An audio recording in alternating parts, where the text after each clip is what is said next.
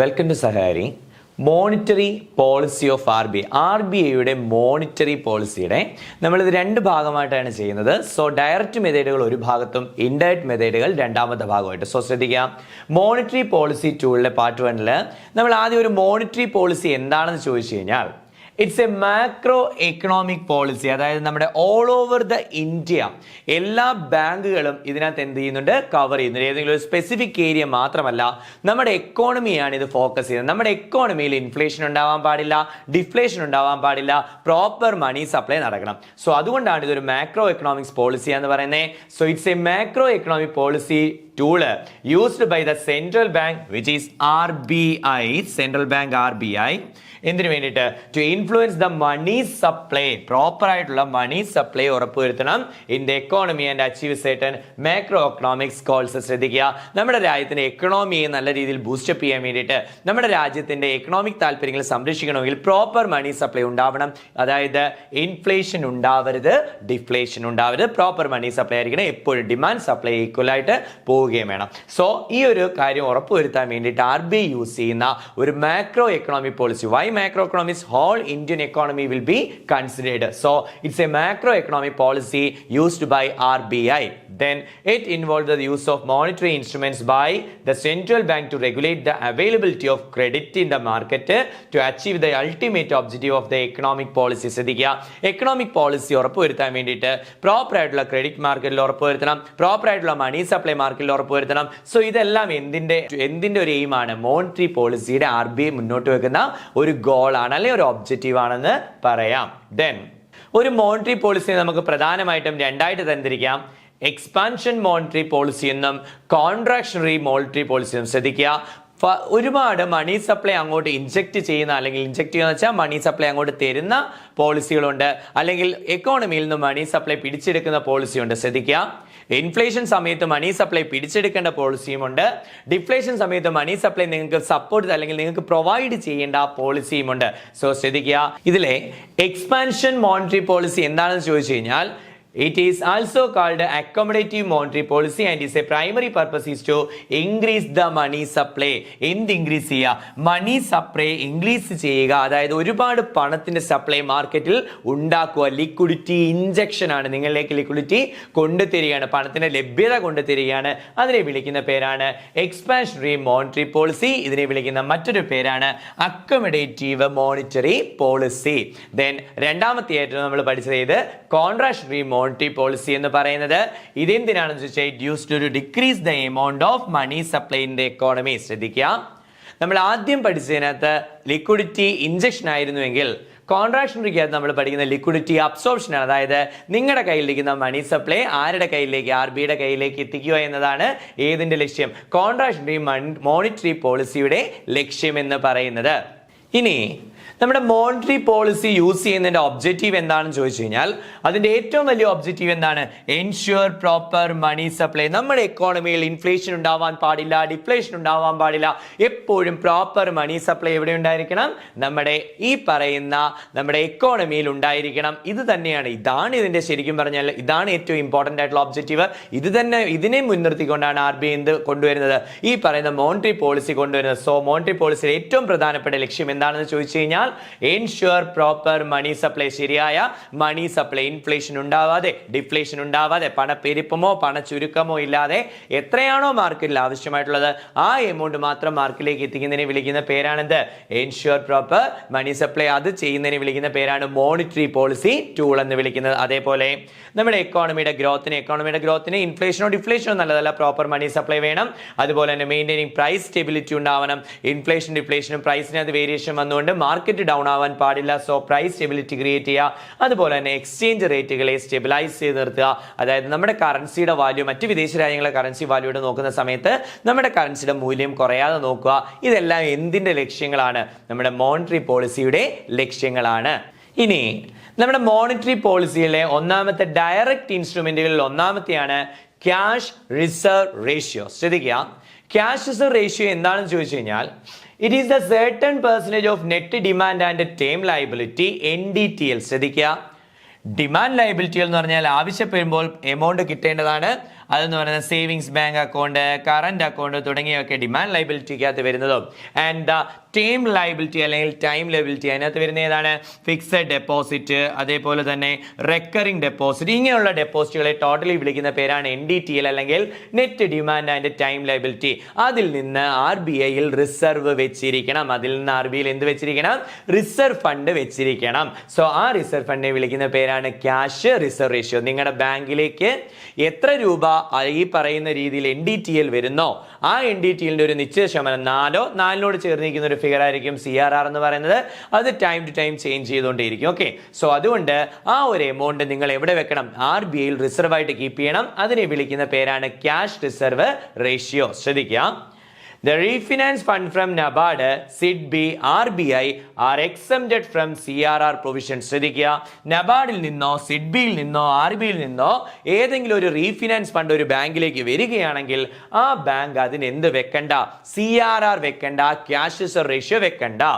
ഇനി ഒരു bank cash reserve ratio maintain ചെയ്യുന്നില്ല എങ്കിൽ അതൊരു പീനൽ ചാർജ് കൊടുക്കേണ്ടി വരും.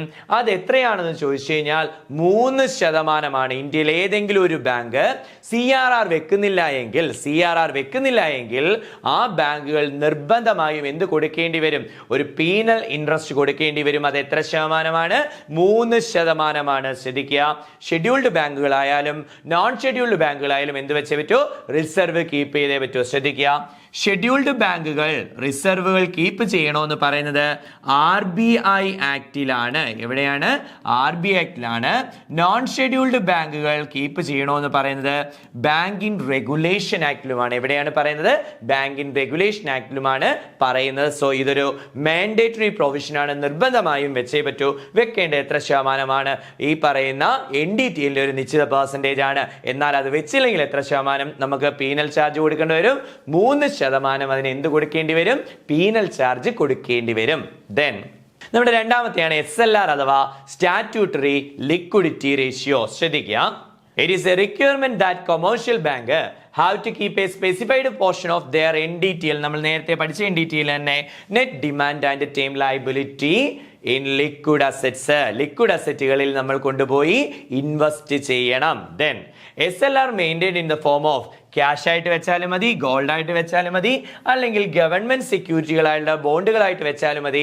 ഈ പറയുന്ന ലിക്വിഡ് അസറ്റുകൾ, അത് ക്യാഷ് ആയാലും ശരി, ഗോൾഡ് ആയാലും ഗവൺമെന്റ് സെക്യൂരിറ്റീസ് ആയാലും അപ്രൂവ്ഡ് സെക്യൂരിറ്റീസ് എന്ത് തന്നെ ആയാലും ഇതിൽ ആര് ഇൻവെസ്റ്റ് ചെയ്യണം? നമ്മുടെ ബാങ്കുകൾ ഇൻവെസ്റ്റ് ചെയ്യണം. അതായത് NDTL നിന്ന് ആദ്യം നമ്മൾ CRRലേക്ക് വെക്കണം.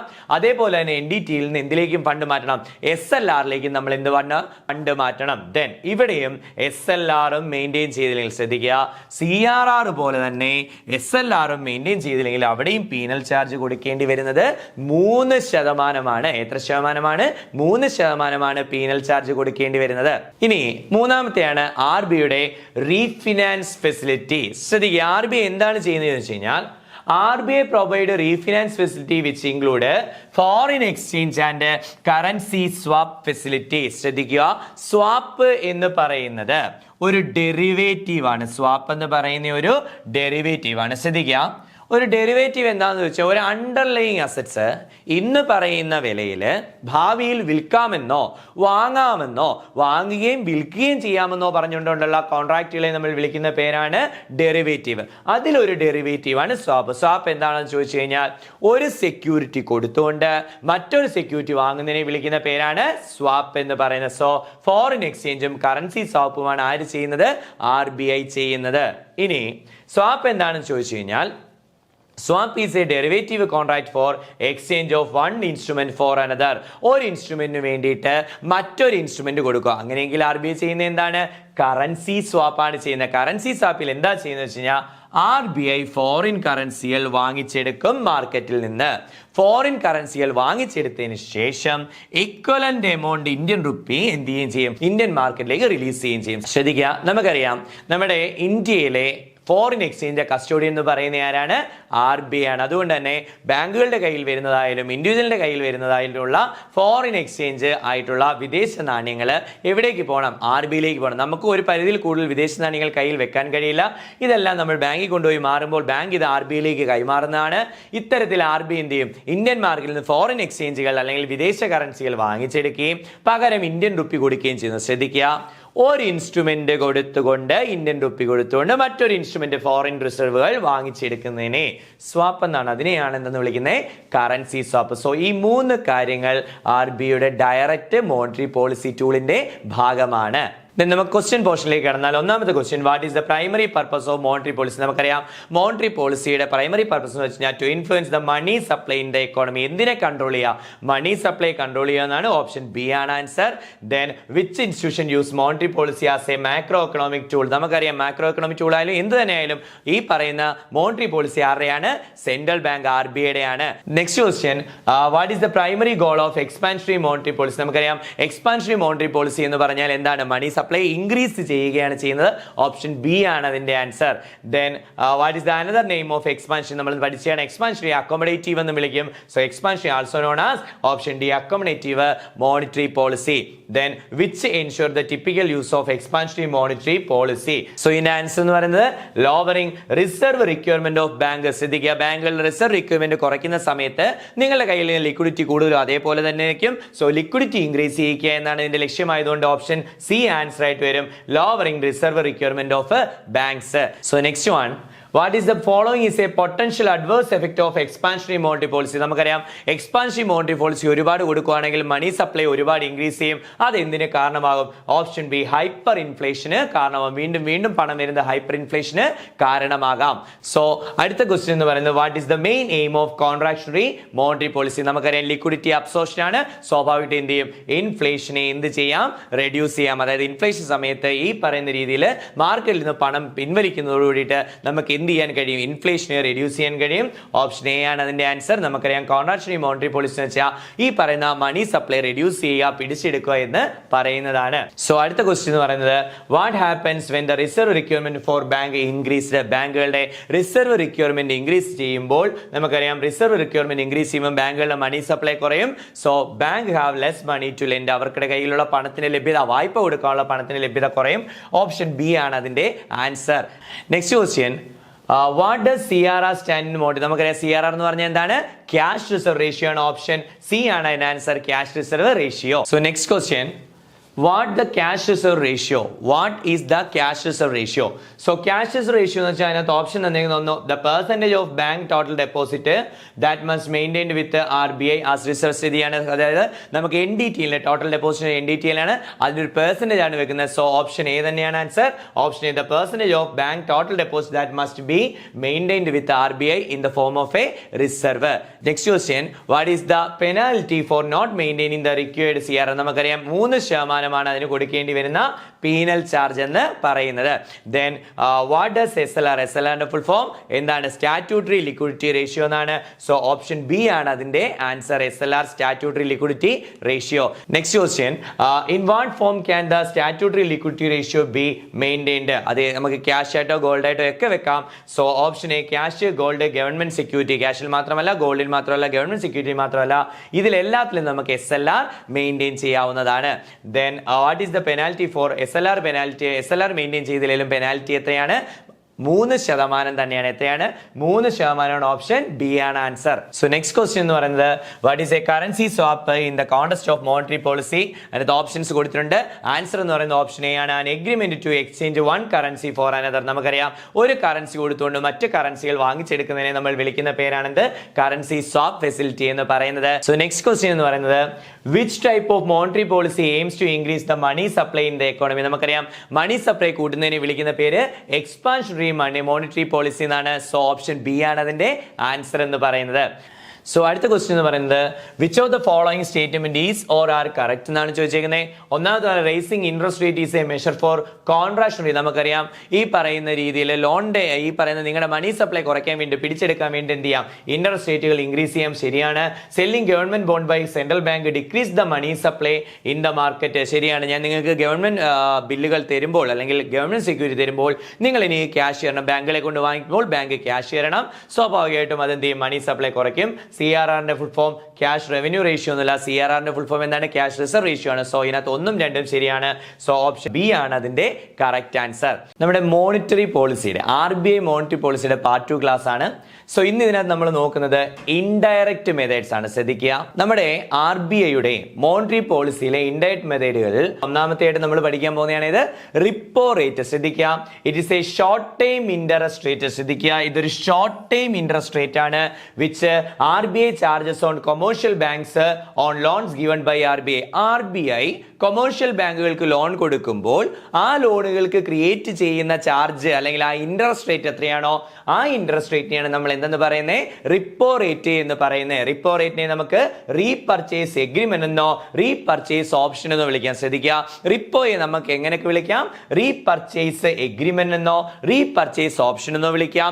ഇത് എങ്ങനെയാണ് ഫംഗ്ഷൻ ചെയ്യുന്നത് നോക്കി കഴിഞ്ഞാൽ ശ്രദ്ധിക്കുക, ഇൻഫ്ലേഷൻ വരുന്ന സമയത്ത് RBI റിപ്പോ റേറ്റ് ഇൻക്രീസ് ചെയ്യും. സോ ശ്രദ്ധിക്കുക, ഇതിന്റെ എല്ലാം ലക്ഷ്യം നമ്മൾ പറഞ്ഞാണ്. ഇതിന്റെ എല്ലാം ലക്ഷ്യം എന്ന് പറയുന്നത് പ്രോപ്പർ മണി സപ്ലൈ ഉണ്ടാവണം. സൊസൈറ്റിയിൽ നമുക്ക് എന്തുണ്ടാവരുത്? ഇൻഫ്ലേഷൻ ഉണ്ടാവരുത്, ഡിഫ്ലേഷൻ ഉണ്ടാവരുത്. സോ ഇൻഫ്ലേഷൻ ഉണ്ടാവുമ്പോൾ ബാങ്കുകളുടെ കയ്യിൽ അമിതമായിട്ട് എമൗണ്ട് ഇരിക്കുന്നതായിരിക്കും. സോ ബാങ്കുകളുടെ കയ്യിൽ മീൻസ് നമ്മുടെ എക്കോണമിയിലാണ് എമൗണ്ട്, പക്ഷേ എക്കോണമിയിൽ ഡയറക്റ്റ് പിരിക്കാൻ പറ്റാത്തതുകൊണ്ട് നമ്മൾ എന്ത് ചെയ്യും? ബാങ്കുകളിൽ നിന്നത് എടുക്കും. സോ ഇൻഫ്ലേഷൻ വരുന്ന സമയത്ത് RBI എന്ത് ചെയ്യും? റിപ്പോ റേറ്റ് കൂട്ടും, പലിശ നിരക്ക് കൂട്ടുമ്പോൾ ബാങ്കുകൾ കൂടുതൽ പൈസ RBIക്ക് കൊടുക്കണം. സ്വാഭാവികമായിട്ടും ബാങ്കിന്റെ പലിശയും കൂട്ടും. സോ അതുകൊണ്ട് പബ്ലിക്കിന്റെ കയ്യിൽ നിന്ന് കൂടുതൽ പൈസ ബാങ്കും കളക്ട് ചെയ്തെടുക്കും. സോ ഇൻഫ്ലേഷൻ വരുന്ന സമയത്ത് എന്ത് ചെയ്യുകയാണ് ചെയ്യുന്നത്? റിപ്പോ റേറ്റുകൾ കൂട്ടും. ഇൻഫ്ലേഷൻ വരുന്ന സമയത്ത് റിപ്പോ റേറ്റുകൾ ഇൻക്രീസ് ചെയ്യുകയും ആ ഇൻക്രീസ് ചെയ്യുന്ന റിപ്പോ റേറ്റിലൂടെ അമിതമായിട്ടുണ്ടാകുന്ന ഈ എമൗണ്ട് പണപ്പെരുപ്പം ഇല്ലാതാക്കുകയും ചെയ്യും. നേരെ തിരിച്ച് ഡിഫ്ലേഷൻ വരുന്ന സമയത്ത് എന്ത് ചെയ്യും? RBI എന്ത് ചെയ്യും? റിപ്പോ റേറ്റ് കുറയ്ക്കും. സോ ഇപ്പൊ നോക്കുക, 5 രൂപ നിങ്ങളുടെ കയ്യിൽ നിന്ന് വാങ്ങിച്ചുകൊണ്ടിരുന്നത് ഞാൻ പറയുന്നത് 4 രൂപ തന്നാൽ എന്ന് പറഞ്ഞാൽ എക്സസ് 1 രൂപ നിങ്ങളുടെ കയ്യിൽ ഇരിക്കുമല്ലോ. സോ ഇത്തരത്തിൽ നമ്മുടെ എക്കോണമിയിൽ ഉണ്ടാവുന്ന ഇൻഫ്ലേഷനെയും ഡിഫ്ലേഷനെയും റിപ്പോ റേറ്റ് കൂട്ടിക്കൊണ്ടും കുറച്ചുകൊണ്ടും RBI എന്ത് ചെയ്യും? കൺട്രോൾ ചെയ്യും. ശ്രദ്ധിക്കാം, ഇൻഫ്ലേഷൻ ആണെങ്കിൽ റിപ്പോ റേറ്റ് കൂട്ടുകയും ഡിഫ്ലേഷൻ ആണെങ്കിൽ റിപ്പോ റേറ്റ് എന്ത് ചെയ്യുകയും ചെയ്യും? കുറയ്ക്കുകയുമാണ് ചെയ്യുന്നത്. ഇനി നമ്മുടെ രണ്ടാമത്തെ ഇൻസ്ട്രുമെന്റ് ആണ് റിവേഴ്സ് റിപ്പോ എന്ന് പറയുന്നത്. ശ്രദ്ധിക്കുക, റിവേഴ്സ് റിപ്പോ എന്താണെന്ന് ചോദിച്ചു കഴിഞ്ഞാൽ ഒരു ബാങ്കിന് സർപ്ലസ് ഫണ്ടുകളോ കാര്യങ്ങളോ ഒക്കെ ഉണ്ടെങ്കിൽ അത് നമുക്ക് RBIയിൽ കൊണ്ടുപോയിട്ട് വെക്കുകയാണെങ്കിൽ, അതായത് RBIയിൽ ഒരു ബാങ്കിന്റെ സർപ്ലസ് ഫണ്ടുകൾ ഡെപ്പോസിറ്റ് ചെയ്യുകയാണെങ്കിൽ കൊമേഴ്ഷ്യൽ ബാങ്കുകൾക്ക് RBI എന്ത് കൊടുക്കും? പലിശ കൊടുക്കുന്നതാണ്. ഇത്തരത്തിൽ കൊമേഴ്ഷ്യൽ ബാങ്കുകൾക്ക് RBI കൊടുക്കുന്ന പലിശ നിരക്കിനെ വിളിക്കുന്ന പേര് റിവേഴ്സ് റിപ്പോ എന്നും, എന്നാൽ കിട്ടുന്നതിനെ വിളിക്കുന്ന പേരെന്താണ്? റിപ്പോ എന്നുമാണ്. കിട്ടുന്നതിനെ വിളിക്കുന്ന RBI വാങ്ങിച്ചെടുക്കുന്നതിനെ റിപ്പോ റേറ്റ് എന്നും, RBI കൊടുക്കുന്ന നിരക്കിനെ നമ്മൾ എന്ത് വിളിക്കുന്നത്? റിവേഴ്സ് റിപ്പോ എന്നാണ് നമ്മൾ എന്ത് ചെയ്യുന്നത്? വിളിക്കുന്നത്. സോ ശ്രദ്ധിക്കുക, ഇത് എങ്ങനെയാണ് ഫംഗ്ഷൻ ചെയ്യുന്നത് ചോദിച്ചു കഴിഞ്ഞാൽ, ഇൻഫ്ലേഷൻ ഉണ്ടാവുന്ന സമയത്ത് RBI എന്ത് ചെയ്യും? റിവേഴ്സ് റിപ്പോ റേറ്റ് ഇൻക്രീസ് ചെയ്യും. എന്തിനാണെന്ന് ചോദിച്ചു കഴിഞ്ഞാൽ, ഇപ്പം ഈ പറയുന്ന ഇൻഫ്ലേഷൻ വരുന്ന സമയത്ത് ഓൾറെഡി ബാങ്കുകളിൽ ധാരാളം എന്തുണ്ട്? എമൗണ്ടുകൾ അധികമായിട്ടിരിക്കുകയാണ്, പണപ്പെരുപ്പമാണ്. സോ വീണ്ടും ഞാൻ നിങ്ങൾക്ക് അങ്ങോട്ട് തരുന്നത് കൂട്ടിക്കഴിഞ്ഞാൽ സ്വാഭാവികമായിട്ടും നിങ്ങളുടെ ഇൻവെസ്റ്റ്മെന്റിനെ അത് അട്രാക്ട് ചെയ്യും. അതായത് നിങ്ങൾ ബാങ്കുകളാണെങ്കിൽ നിങ്ങളുടെ കയ്യിൽ ഒരുപാട് പണമുണ്ട്. ഞാൻ സ്വാഭാവികമായിട്ടും ഈ പറയുന്ന ഇൻഫ്ലേഷൻ സമയത്ത് വീണ്ടും റിവേഴ്സ് റിപ്പോ റേറ്റ് ഇൻക്രീസ് ചെയ്താൽ നിങ്ങൾക്ക് കുറച്ചുകൂടെ പലിശ അങ്ങോട്ട് വരത്തുള്ളൂ. അപ്പം നിങ്ങളുടെ കയ്യിൽ എമൗണ്ട് കൂടുകയല്ലേ എന്ന് ചിന്തിക്കരുത്. ഇവിടെ RBI ചെയ്യുന്നത് എന്താണെന്ന് ചോദിച്ചു കഴിഞ്ഞാൽ, കൂടുതൽ പലിശ നിങ്ങൾക്ക് തന്നുകൊണ്ട് നിങ്ങളുടെ കയ്യിലിരിക്കുന്ന എമൗണ്ടുകൾ കൊണ്ടുവന്ന് RBIയിൽ ഡെപ്പോസിറ്റ് ചെയ്യാൻ പറയും. ശ്രദ്ധിക്കുക, പലിശ നിരക്ക് കൂട്ടിക്കൊണ്ട് നിങ്ങളെ അട്രാക്ട് ചെയ്തുകൊണ്ട് നിങ്ങളുടെ കയ്യിൽ നിന്ന് കൂടുതൽ ഡെപ്പോസിറ്റ് എങ്ങോട്ട് കൊണ്ടുവരിക? നമ്മുടെ RBIയിലേക്ക് കൊണ്ടുവരിക എന്നതാണ് റിവേഴ്സ് റിപ്പോയുടെ ധർമ്മം. ദെൻ നേരെ ഓപ്പോസിറ്റ് തിരിച്ചു ചെയ്യും. അതായത് ഡിഫ്ലേഷൻ ടൈം ആണെങ്കിൽ റിപ്പോ റേറ്റുകൾ എന്ത് ചെയ്യും? കുറയ്ക്കുകയും ചെയ്യും. ശ്രദ്ധിക്കുക, റിവേഴ്സ് റിപ്പോ റേറ്റുകൾ എന്ത് ചെയ്യും? റിപ്പോ റേറ്റ് അല്ല, റിവേഴ്സ് റിപ്പോ റേറ്റുകൾ എന്ത് ചെയ്യും? കുറയ്ക്കുകയും ചെയ്യും. നമ്മുടെ മൂന്നാമത്തെയാണ് ലിക്വിഡിറ്റി അഡ്ജസ്റ്റ്മെന്റ് ഫെസിലിറ്റി, അല്ലെന്നുണ്ടെങ്കിൽ ലാഫ് എന്ന് പറയുന്നത്. ശ്രദ്ധിക്കുക, നരസിംഹം കമ്മിറ്റിയുടെ റെക്കമെൻഡേഷന്റെ ഫലമായിട്ട് 1998 നരസിംഹം കമ്മിറ്റിയുടെ റെക്കമെൻഡേഷന്റെ ഫലമായിട്ടാണ് ഇന്ത്യയിൽ ലിക്വിഡിറ്റി അഡ്ജസ്റ്റ്മെന്റ് ഫെസിലിറ്റി എന്ന് പറയുന്നത്. ഇത് ഒരേ സമയം ലിക്വിഡിറ്റി ഇഞ്ചക്ഷനുമാണ്, അതേസമയം ലിക്വിഡിറ്റി അബ്സോർപ്ഷനുമാണ്. ഇവിടെ എന്താണ് ചെയ്യുന്നതെന്ന് നോക്കിക്കഴിഞ്ഞാൽ, ഇവിടെ നമ്മൾ റേറ്റുകളിലല്ല മാറ്റം വരുന്നത്. അതായത് സാധാരണ റിപ്പോ റേറ്റുകൾ മാറ്റം വരുത്തുക വെച്ചാൽ പലിശ നിരക്കിൽ മാറ്റം വരുത്തുന്നു. റിവേഴ്സ് റിപ്പോയിൽ മാറ്റം വരുത്തുന്ന റിവേഴ്സ് റിപ്പോയുടെ പലിശ നിരക്കിൽ മാറ്റം വരുന്നു. എന്നാൽ ഇത് ഒരേ സമയം liquidity injection. What is liquidity? പണത്തിന്റെ ലഭ്യത. ഇഞ്ചക്ഷൻ ചെയ്യാന്ന് വെച്ചാൽ എന്തുവാ? പണത്തിന്റെ ലഭ്യത. നിങ്ങൾ ഇത്രയും പേരും കൊമേഴ്ഷ്യൽ ബാങ്ക് ആണെങ്കിൽ പണത്തിന്റെ ലഭ്യത നിങ്ങളിലേക്ക് തരുന്നതിനെ വിളിക്കുന്ന പേര് ലിക്വിഡിറ്റി ഇഞ്ചക്ഷൻ എന്നും, പണം നിങ്ങളുടെ ഇന്ന് പിടിച്ചെടുക്കുന്നതിനെ വിളിക്കുന്ന പേര് ലിക്വിഡിറ്റി അബ്സോർപ്ഷൻ. സോ ശ്രദ്ധിക്കുക, ലിക്വിഡിറ്റി ഇഞ്ചക്ഷന് വേണ്ടിയിട്ടും ലിക്വിഡിറ്റി അബ്സോർപ്ഷന് വേണ്ടിയിട്ടും, പണം നിങ്ങളിലേക്ക് എത്തിക്കുന്നതിന് വേണ്ടിയിട്ടും നിങ്ങളുടെ കയ്യിലിരിക്കുന്ന പണം പിടിച്ചെടുക്കുന്നതിന് വേണ്ടിയിട്ടും RBI ഉപയോഗിക്കുന്ന ഒരു ടൂളാണ് ലിക്വിഡിറ്റി അഡ്ജസ്റ്റ്മെന്റ് ഫെസിലിറ്റി. ഈ ലിക്വിഡിറ്റി അഡ്ജസ്റ്റ്മെന്റ് ഫെസിലിറ്റി ആരുടെ റെക്കമെൻഡേഷൻ ആണ്? നരസിംഹം കമ്മിറ്റിയുടെ, നമ്മുടെ ബാങ്കിങ് സെക്ടർ റിഫോംസിനെയൊക്കെ ഫാദർ എന്നറിയപ്പെടുന്ന നരസിംഹം കമ്മിറ്റിയുടെ 1998, അതായത് രണ്ടാമത്തെ റിഫോംസിലെ രണ്ടാമത്തെ വന്ന നരസിംഹം കമ്മിറ്റിയുടെ റെക്കമെൻഡേഷൻ ആണ് ഏതെന്ന് പറയുന്നത്? ലിക്വിഡിറ്റി ഇഞ്ചക്ഷനും ലിക്വിഡിറ്റി അബ്സോർപ്ഷനും ഉറപ്പുവരുത്തുന്ന ലിക്വിഡിറ്റി അഡ്ജസ്റ്റ്മെന്റ് ഫെസിലിറ്റി. ഇവിടെ RBI എന്താ ചെയ്യുന്നത് ചോദിച്ചു കഴിഞ്ഞാൽ, here bank allow to borrow money through repo agreement. Repo എഗ്രിമെന്റിലൂടെ പണം നിങ്ങൾക്ക് RBIയിൽ നിന്ന് പിൻവലിക്കാനുള്ള ഓപ്ഷൻ തരും. സോ ശ്രദ്ധിക്കുക, റേറ്റ് മാറ്റുന്നില്ല.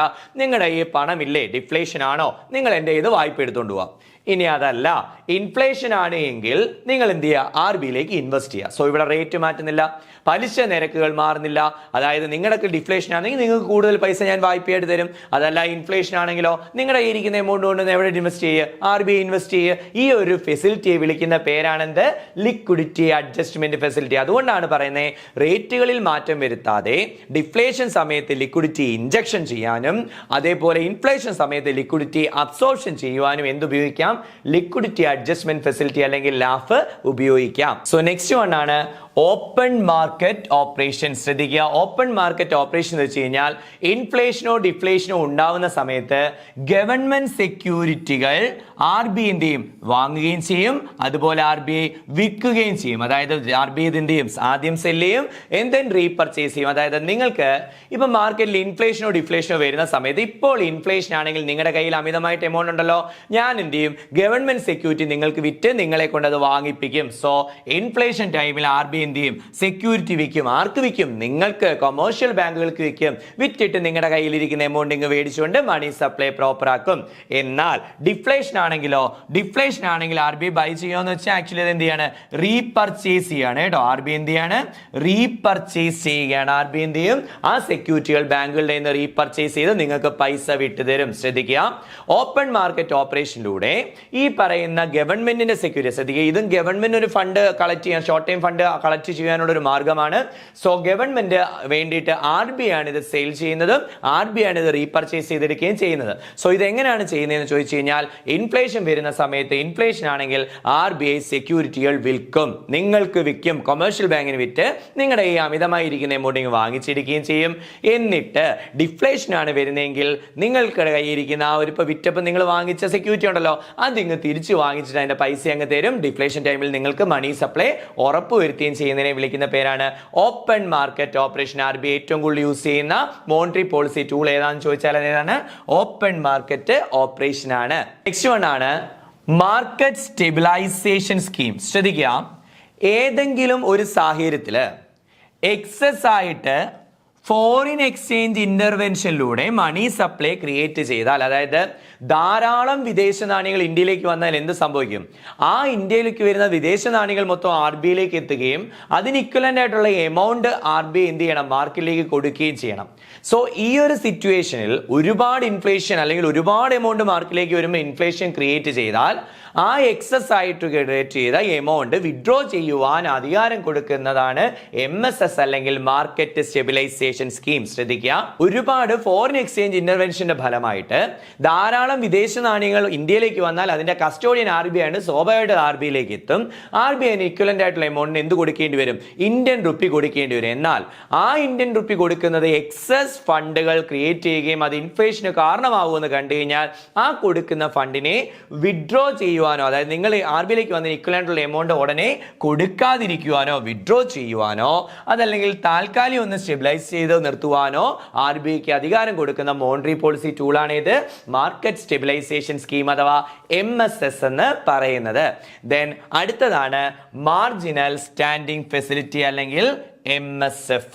ശ്രദ്ധിക്കുക, ഇതൊരു എമർജൻസി ലിക്വിഡിറ്റി ഫെസിലിറ്റിയാണ്. അതായത് ബാങ്കുകൾക്ക് പെട്ടെന്ന് പണത്തിന്റെ ആവശ്യം വന്നാൽ ഒരു ഓവർനൈറ്റ് ലോൺ ആയിട്ട് ഒരു ദിവസത്തേക്ക് കൊടുക്കുന്ന ഓവർനൈറ്റ് ലോണുകളാണ് ഇത് മാർജിനൽ സ്റ്റാൻഡിംഗ് ഫെസിലിറ്റി. ഇത് എങ്ങനെയാണ് ചെയ്യുന്നത് വെച്ച് കഴിഞ്ഞാൽ RBI permit bank to borrow fund without sufficient level of securities. ശ്രദ്ധിക്കുക, RBI ലോൺ എടുക്കുമ്പോൾ നമ്മൾ സെക്യൂരിറ്റി ഓഫർ ചെയ്യണം. എന്നാൽ സെക്യൂരിറ്റി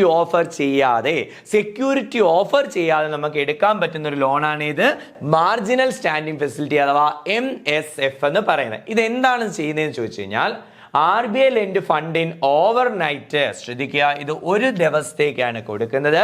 ഇത് കിട്ടുന്നത് ഷെഡ്യൂൾഡ് കൊമേഴ്ഷ്യൽ ബാങ്കുകൾക്ക് മാത്രമേ കിട്ടൂ, വേറെ ആർക്കും കിട്ടത്തില്ല. RBI ആക്ടിന്റെ സെക്കൻഡ് ഷെഡ്യൂളിൽ വരുന്ന ഷെഡ്യൂൾഡ് ബാങ്കുകൾക്ക് ആ ഒരു ഡേ എൻഡ് ചെയ്യുമ്പോൾ ബാങ്കിങ് ബിസിനസ് 3:30 അവസാനിക്കും. അപ്പോൾ ഡെഫിഷ്യൻസി ഉണ്ടെങ്കിൽ 3:30 4:30 PM ഇടയ്ക്ക് വെച്ച് മിനിമം 1 കോടി രൂപയെങ്കിലും, മിനിമം 1 കോടി വേണം, അതിൽ കൂടുതൽ എത്ര വേണേലും എടുക്കാം, മിനിമം 1 കോടി രൂപയോ അതിന് മേലോട്ടോ ലോൺ എടുക്കുവാൻ വേണ്ടിയിട്ട് RBI കൊടുക്കുന്ന ഓപ്ഷനാണ് ഇത് മാർജിനൽ സ്റ്റാൻഡിംഗ് ഫെസിലിറ്റി. MSF എന്ന് പറയുന്നത് ഒരു എമർജൻസി ലിക്വിഡിറ്റി ഫെസിലിറ്റി ആണ്. Without sufficient level of eligible security ഇല്ലാതെ തന്നെ നമുക്ക് ലോൺ കൊടുക്കാൻ കഴിയും. ഓവർനൈറ്റ് ലോണുകളാണ്, ഷെഡ്യൂൾഡ് ബാങ്കുകൾക്കാണ് കിട്ടുന്നത്. 3:30ക്കും 4:30ക്കും വൈകുന്നേരം 3:30ക്കും 4:30ക്കും ഇടയിലുള്ള ടൈമിലാണ് ഇതിന് അപ്ലൈ ചെയ്യേണ്ടത്. മിനിമം 1 കോടി രൂപയ്ക്കെങ്കിലും ആപ്ലിക്കേഷൻ പോയിരിക്കണം. 1 കോടിയോ അതിന് മേലോട്ടോ എന്ത് ചെയ്യാൻ പറ്റും? ഈ പറയുന്ന ലോണിലൂടെ നമുക്ക് കൊമേഴ്ഷ്യൽ ബാങ്കുകൾക്ക് വായ്പ കൊടുക്കാൻ ആരെ കൊണ്ട് സാധിക്കും?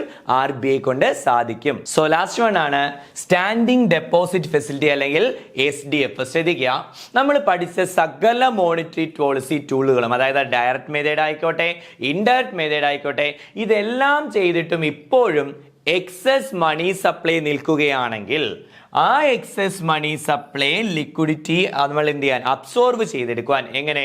Without proper security in return. ബാങ്കുകളുടെ കയ്യിൽ നിന്ന് പൈസ പിടിച്ചെടുക്കുന്ന സമയത്ത് ബാങ്കുകൾക്ക് സഫിഷ്യന്റ് ലെവൽ ഓഫ് സെക്യൂരിറ്റി കൊടുത്തിരിക്കണം. എന്നാൽ ഒരു വിധത്തിലുള്ള സഫിഷ്യന്റ് ലെവൽ ഓഫ് സെക്യൂരിറ്റിയും ഓഫർ ചെയ്യാതെ ഈ പറയുന്ന ബാങ്കുകളിൽ നിന്ന് ലിക്വിഡിറ്റി അബ്സോർവ് ചെയ്യാൻ RBIക്ക് അധികാരം കൊടുക്കുന്നതാണ് ഇത് SDF അഥവാ സ്റ്റാൻഡിംഗ് ഡെപ്പോസിറ്റ് ഫെസിലിറ്റി. റീസെന്റ് വന്നതാണ് മോണിറ്ററി പോളിസിയിൽ. സോ ശ്രദ്ധിക്കുക, സ്റ്റാൻഡിംഗ് ഡെപ്പോസിറ്റ് ഫെസിലിറ്റി എന്താണെന്ന് ചോദിച്ചു കഴിഞ്ഞാൽ സാധ്യമായ എല്ലാ കാര്യങ്ങളും ചെയ്തിട്ട്, മീൻസ് എല്ലാ മോണിറ്ററി പോളിസി ഡയറക്റ്റ് ആവട്ടെ ഇൻഡയറക്റ്റ് ആവട്ടെ എല്ലാ മോണിറ്ററി പോളിസി ടൂളുകൾ നമ്മൾ ഉപയോഗിച്ചിട്ടും വീണ്ടും ഇൻഫ്ലേഷൻ നിൽക്കുകയാണെങ്കിൽ എക്സസ് മണി എന്ത് ചെയ്യാം? ഒരു സെക്യൂരിറ്റി നിങ്ങൾക്ക് തരാതെ, നിങ്ങൾ എന്ന് പറയുന്ന കൊമേഴ്ഷ്യൽ ബാങ്കുകൾക്ക് തരാതെ നിങ്ങളുടെ കയ്യിൽ നിന്ന് പിടിച്ചെടുക്കുവാൻ എനിക്ക് അധികാരമുണ്ട്, മീൻസ് RBIക്ക് അധികാരമുണ്ട്.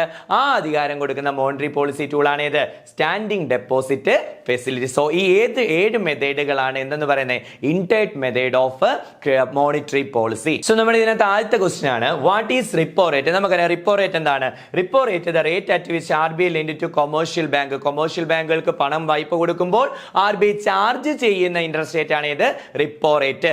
Then what action does RBI take during inflation dividing repo rate? നമുക്കറിയാം റിപ്പോ റേറ്റ് വരുമ്പോൾ നമ്മൾ എന്ത് ചെയ്യും? ഇൻഫ്ലേഷനിൽ റിപ്പോ റേറ്റ് എന്ത് ചെയ്യണം? കൂട്ടണം. എന്നാൽ മാത്രമേ അധികത്തിലിരിക്കുന്ന എക്സസ് എമൗണ്ട് ഇങ്ങോട്ട് കളക്ട് ചെയ്തെടുക്കാൻ കഴിയൂ. Then which of the following describe the reverse repo rate? അതിനകത്ത് പറയുന്നത് interest paid by RBI to commercial bank on surplus fund, interest paid by commercial bank to RBI loan, rate at which RBI borrow from commercial bank, rate at which RBI. നമുക്കറിയാം ഈ പറയുന്ന reverse repo എന്ന് പറയുന്നത് നമ്മൾക്ക് എന്തോ ഈ പറയുന്ന commercial ബാങ്കുകൾക്ക് കൊടുക്കുന്ന പലിശ നിരക്കാന്നറിയാം. So interest paid by RBI to commercial bank on surplus fund. ശ്രദ്ധിക്കുക, സർപ്ലസ് ഫണ്ടുകൾ എവിടെ? RBIയിൽ ഡെപ്പോസിറ്റ് ചെയ്യുന്ന സമയത്ത്, സർപ്ലസ് ഫണ്ടുകൾ RBIയിൽ ഡെപ്പോസിറ്റ് ചെയ്യുന്ന സമയത്ത് ആ RBI ബാങ്കുകൾക്ക് കൊടുക്കുന്ന പലിശ നിരക്കിനെ നമ്മൾ വിളിക്കുന്ന പേരാണ് reverse repo. So what action does RBI take during deflation regarding reverse repo rate? Reverse repo റേറ്റുമായിട്ട് ബന്ധപ്പെട്ട് ഒരു ഡിഫ്ലേഷൻ വരുന്ന സമയത്ത്, നമുക്കറിയാം ഡിഫ്ലേഷൻ വരുന്ന സമയത്ത് എമൗണ്ട് എന്ന് പറയുന്നത് നിങ്ങളുടെ കയ്യിൽ കുറവാണ്. ആ ടൈമിൽ ഞാനും എന്ത് ചെയ്യും? ഈ പറയുന്ന റിവേഴ്സ് റിപ്പോ റേറ്റുകൾ എന്ത് ചെയ്യും? ഡിക്രീസ് ചെയ്യും. റിവേഴ്സ് റിപ്പോ റേറ്റുകൾ എന്ത് ചെയ്യും? ഡിക്രീസ് ചെയ്യും. നിങ്ങൾക്ക് ഈ ഇൻവെസ്റ്റ്മെന്റ് കൂടുതൽ ബാങ്കിലേക്ക് RBIയിലേക്ക് കൊണ്ടുവരുന്നത് തടയാൻ വേണ്ടിയിട്ട് ഈ റിവേഴ്സ് റിപ്പോ റേറ്റുകൾ എന്ത് ചെയ്യാറുണ്ട്? ഡിക്രീസ് ചെയ്യാറുണ്ട്. ഇൻഫ്ലേഷൻ വരുമ്പോൾ ഇത് ഇൻക്രീസ് ചെയ്തുകൊണ്ട് നിങ്ങളുടെ കയ്യിൽ നിന്ന് കൂടുതൽ ഡെപ്പോസിറ്റ് വാങ്ങിച്ച് എടുക്കാറുണ്ട്. Then which facility was introduced as a result of Narasimha committee? നമുക്കറിയാം നരസിംഹ കമ്മിറ്റി ലാഫാണ് കൊണ്ടുവന്നത്. Liquidity adjust facility option C ആണ്. Then what is the primary purpose of the liquidity adjustment facility? LAF എന്ന് പറയുന്ന ഒരു എമർജൻസി ലിക്വിഡിറ്റി അബ്സോർപ്ഷനും എമർജൻസി ലിക്വിഡിറ്റി എന്താണ് ഇഞ്ചക്ഷനുമാണെന്ന് നമുക്കറിയാം. സോ ശ്രദ്ധിക്കുക, answer to inject or absorb liquidity in the banking system. So അടുത്ത ക്വസ്റ്റ്യൻ, ഡ്യൂറിംഗ് ഇൻഫ്ലേഷൻ വരുന്ന സമയത്ത് what does RBI do with government securities in open market operation? Open market ഓപ്പറേഷനിലൂടെ നമുക്കറിയാം ഗവൺമെന്റ് സെക്യൂരിറ്റികൾ എന്ത് ചെയ്യും? വിറ്റഴിക്കുകയും അതിലൂടെ നിങ്ങളുടെ കയ്യിൽ എക്സസ് ആയിട്ടിരിക്കുന്ന എമൗണ്ട് ഞാൻ കളക്ട് ചെയ്യുകയും ചെയ്യുന്നതാണ്.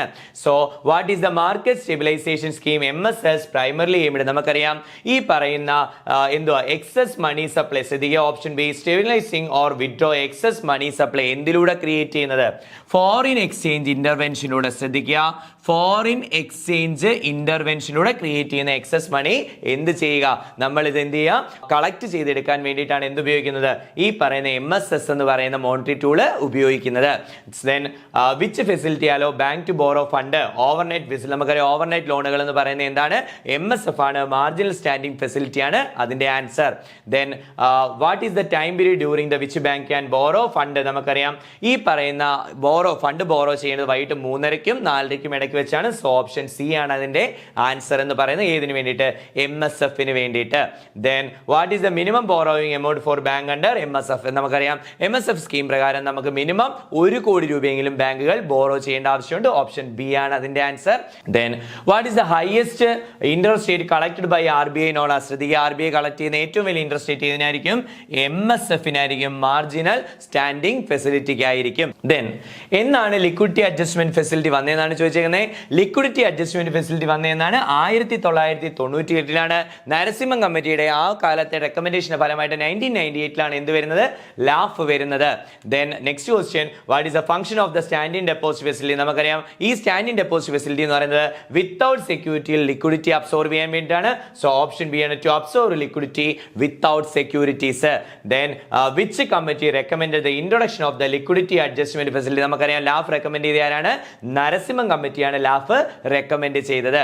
Then what happens the money supply when RBI buy government securities during inflation ടൈമിൽ ഗവൺമെന്റ് സെക്യൂരിറ്റികൾ വാങ്ങുന്നതിലൂടെ ശ്രദ്ധിക്കുക, മണി സപ്ലൈക്ക് എന്ത് സംഭവിക്കുമെന്നാണ് ചോദിച്ചത്. നമുക്കറിയാം മണി സപ്ലൈ ഗവൺമെന്റ് സെക്യൂരിറ്റി വാങ്ങുന്നതിലൂടെ ഇറ്റ് ഇൻക്രീസ് എന്നാണ്. അതായത് ശ്രദ്ധിക്കുക, ഈ പറയുന്ന നിങ്ങളുടെ കയ്യിലിരിക്കുന്ന ഗവൺമെന്റ് സെക്യൂരിറ്റി ഞാൻ തിരിച്ചു വാങ്ങുമ്പോൾ വൈസ് മീൻസ് റീപർച്ചേസ് ചെയ്യുന്ന സമയത്ത് നിങ്ങളുടെ കയ്യിലുള്ള ഈ പറയുന്ന മണി സപ്ലൈ എന്ത് ചെയ്യും? മാർക്കറ്റിലേക്കുള്ള മണി സപ്ലൈ കൂടും. കാരണം തിരിച്ചു മേടിക്കും, അതിന്റെ എമൗണ്ട് ഞാൻ എന്ത് ചെയ്യും? മാർക്കറ്റിലേക്ക് സപ്ലൈ ചെയ്യുന്നതായിരിക്കും. Next one, which facility help bank to manage their liquidity requirement in an emergency? നമുക്കറിയാം എമർജൻസി സെക്യൂരിമെന്റിൽ ബാങ്കുകൾക്ക് ലിക്വിഡിറ്റി കിട്ടുന്നത് മാർജിനൽ സ്റ്റാൻഡിംഗ് ഫെസിലിറ്റി അല്ലെന്നുണ്ടെങ്കിൽ MSFലൂടെയാണ്. സോ ഓപ്ഷൻ സി ആണ് അതിന്റെ ആൻസർ എന്ന് പറയുന്നത്. ഓവർനൈറ്റ് ലോൺ ആണെന്ന് നമ്മൾ പഠിച്ചതാണ്. Then what is the function of the open market operation? Open market ഓപ്പറേഷനിലൂടെ നമ്മൾ എന്താണ് ചെയ്യുന്നത്? ഗവൺമെന്റ് സെക്യൂരിറ്റികൾ RBI വാങ്ങുകയും വിൽക്കുകയും ചെയ്യുന്നത്. To buy and sell, buy means repurchase ആണ്. Repurchase and sell government securities. Then next question, in which situation would the RBI likely use marginal standing facility? MSF എപ്പോഴാണ് യൂസ് ചെയ്യുന്നത് ചോദിച്ചു കഴിഞ്ഞാൽ ഒരു എമർജൻസി സിറ്റുവേഷനിൽ ലിക്വിഡിറ്റി ആവശ്യമായിട്ട് വരുന്ന സമയത്ത്. സോ ശ്രദ്ധിക്കുക, ഡ്യൂറിങ് ലിക്വിഡിറ്റി ക്രഞ്ച് മീൻസ് കുറവ് വരിക എന്ന് പറയുന്നതിനെ വിളിക്കുന്ന പേരാണ് ക്രഞ്ച് വരിക. ഓക്കെ, സോ ലിക്വിഡിറ്റി കുറവ് വരുന്ന സമയത്തോ എമർജൻസി സിറ്റുവേഷൻ വരുമ്പോഴോ ബാങ്കുകൾക്ക് എന്ത് ഓഫർ ചെയ്യും? ഈ പറയുന്ന marginal standing facility RBI offer ചെയ്യുന്നതാണ്. ഓവർനൈറ്റ് ലോൺ ആണ്. The next one, which tool is used by RBI to stabilize excess money supply created out of foreign exchange? നമുക്കറിയാം ഫോറിൻ എക്സ്ചേഞ്ചിലൂടെ ക്രിയേറ്റ് ചെയ്യുന്ന എക്സസ് മണികൾ അബ്സോർവ് ചെയ്യാനോ stabilise ചെയ്യാനോ വേണ്ടിയിട്ട് അല്ലെങ്കിൽ withdraw ചെയ്യാനോ സ്റ്റെബിലൈസ് ചെയ്യാൻ വേണ്ടിയിട്ട് RBI ഉപയോഗിക്കുന്ന ടൂള് MSS ആണ്. സോ മാർക്കറ്റ് സ്റ്റെബിലൈസേഷൻ സ്കീമാണ് അതിന്റെ ആൻസർ. ഓപ്ഷൻ സി ആണ് അതിന്റെ ആൻസർ എന്ന് പറയുന്നത്. Then what happen the liquidity in the banking system when RBI decrease the repo rate? RBI repo rate decrease ചെയ്താൽ ലിക്വിഡിറ്റി എന്ത് സംഭവിക്കുമെന്നാണ് ചോദിക്കുന്നത്. അവിടെ ലിക്വിഡിറ്റി ഇൻക്രീസ് ചെയ്യും. കാരണം RBI എന്താ കുറച്ചത്? റിപ്പോ റേറ്റ് റേറ്റ് കുറയ്ക്കുമ്പോൾ നിങ്ങൾ ഇങ്ങോട്ട് തരേണ്ട പൈസ ഇനി കുറച്ച് തന്നാൽ മതി. സോ സ്വാഭാവികമായിട്ടും നിങ്ങളുടെ ഇരിക്കുന്ന ലിക്വിഡിറ്റി എന്ത് ചെയ്യും? കൂടുകയും ചെയ്യും. സോ അതുകൊണ്ടാണ് ലിക്വിഡിറ്റി എന്ത് ചെയ്യുന്നത്? ഇൻക്രീസ് ചെയ്യുന്നത്. നെക്സ്റ്റ് ക്വസ്റ്റ്യൻ ആണ്, what is the impact of buying government securities on the economy during inflation? നമുക്കറിയാം ഡിഫ്ലേഷൻ വരുന്ന സമയത്ത് ഈ പറയുന്ന എക്കോണമിയിൽ നിന്ന് ഞാൻ ഈ പറയുന്ന നിങ്ങളുടെ കയ്യിലിരിക്കുന്ന ബാങ്കുകളുടെ കയ്യിലിരിക്കുന്ന സെക്യൂരിറ്റീസ് ഇങ്ങോട്ട് തിരിച്ചു വാങ്ങുമ്പോൾ ഞാൻ നിങ്ങൾക്ക് അത്രയും പൈസ തരും. സ്വാഭാവികമായിട്ട് നിങ്ങളുടെ ഇരിക്കുന്ന മണി സപ്ലൈ എന്ത് ചെയ്യും? ഇൻക്രീസ് ചെയ്യും. കൂടുതൽ പണത്തിന്റെ ലഭ്യത ലഭിക്കുന്നതാണ്. Then which facility was introduced to provide liquidity without requiring eligible security? നമുക്കറിയാം അത് സ്റ്റാൻഡിംഗ് ഡെപ്പോസിറ്റ് ഫെസിലിറ്റിയിലാണ് എലിജിബിൾ സെക്യൂരിറ്റി കൊടുക്കാതെ ലിക്വിഡിറ്റി എന്ത് ചെയ്യുന്നത്? പിടിച്ചെടുക്കുന്നത്. സോ ആൻസർ ഓപ്ഷൻ സി ആണ് അതിന്റെ ആൻസർ എന്ന് പറയുന്നത്. സോ നെക്സ്റ്റ് ക്വസ്റ്റ്യൻ ആണ്, which of the following statement are incorrect regarding the marginal standing facility? MSF ആയിട്ട് വരുന്ന ഇൻകറക്റ്റ് സ്റ്റേറ്റ്മെന്റ് എന്ന് പറയുന്ന ഒന്നാമത്തെ, MSF allow bank to borrow fund from RBI against eligible security. തെറ്റാണ്. എലിജിബിൾ സെക്യൂരിറ്റിയുടെ ആവശ്യമില്ല. MSF ഓപ്പറേഷൻ 3:30 മുതൽ 4:30 ആണ്. പക്ഷേ ഡെയിലി അല്ല, ബാങ്കിങ് ഡേയിൽ മാത്രമേ ഇത് അവൈലബിൾ ആയിട്ടുള്ളൂ. സോ 1ഉം 2ഉം ഇൻകറക്റ്റ് ആണ്. സോ അതിന്റെ ആൻസർ 1ഉം 2ഉം ഇൻകറക്റ്റ് ആണ്. ഓപ്ഷൻ എ ആണ് അതിന്റെ ആൻസർ. കാരണം മൂന്നാമത് പറയുന്നത് ഓവർനൈറ്റ് ലിക്വിഡിറ്റി ആണെന്ന് പറയുന്നുണ്ട്, സഫിഷ്യന്റ് സെക്യൂരിറ്റി വേണ്ടെന്ന് പറയുന്നുണ്ട്, ശരിയാണ്. മിനിമം എമൗണ്ട് 1 കോടിയാണെന്ന് പറയുന്നതും ശരിയാണ്. സോ 1ഉം 2ഉമാണ് ഇതിനകത്തെ സ്റ്റേറ്റ്മെന്റുകൾ. തെറ്റായ ചോയ്സ്. സോ ഓപ്ഷൻ എന്ന് പറയുന്ന ഓപ്ഷൻ എ ആണ്. നെക്സ്റ്റ് ക്വസ്റ്റ്യൻ എന്ന് പറയുന്നത്, which of the following statement are correct regarding repo rate? Repo റേറ്റുമായിട്ട് ശരിയായിട്ടുള്ള സ്റ്റേറ്റ്മെന്റ് ആണ് ചോദിച്ചിരിക്കുന്നത്. ഒന്നാമത്തെ, repo rate is the rate at which RBI lend money to commercial bank for short time. Short ടൈമിലേക്കാണ് കൊടുക്കുന്നത്, ശരിയാണ്. During inflation RBI typically decrease ആണ്. അല്ല, RBI എന്ത് ചെയ്യാണ്? ഇൻഫ്ലേഷൻ വരുന്ന സമയത്ത് റിപ്പോ റേറ്റുകൾ കൂട്ടുകയാണ് ചെയ്യുന്നത്. സോ 2 തെറ്റാണ്. 3 റീപർച്ചേസ് എഗ്രിമെന്റ് റേറ്റ് എന്ന് അറിയപ്പെടും. 4 എന്ന് പറയുന്നത് higher repo rate borrowing cost കൂട്ടും. സത്യമാണ്. നമുക്ക് റിപ്പോ റേറ്റുകൾ കൂട്ടുമ്പോൾ ബാങ്കുകളുടെ പലിശ നിരക്ക് സ്വാഭാവികമായിട്ടും എന്ത് ചെയ്യും? കൂടുന്നതാണ്. സോ ഇതിന്റെ ആൻസർ 1ഉം 3ഉം 4ഉം 1ഉം 3ഉം 4ഉമാണ് ഇതിന്റെ കറക്റ്റ്. സോ ചോയ്സ് എന്ന് പറയുന്ന ഓപ്ഷൻ സി ആണ് അതിന്റെ ആൻസർ എന്ന് പറയുന്നത്.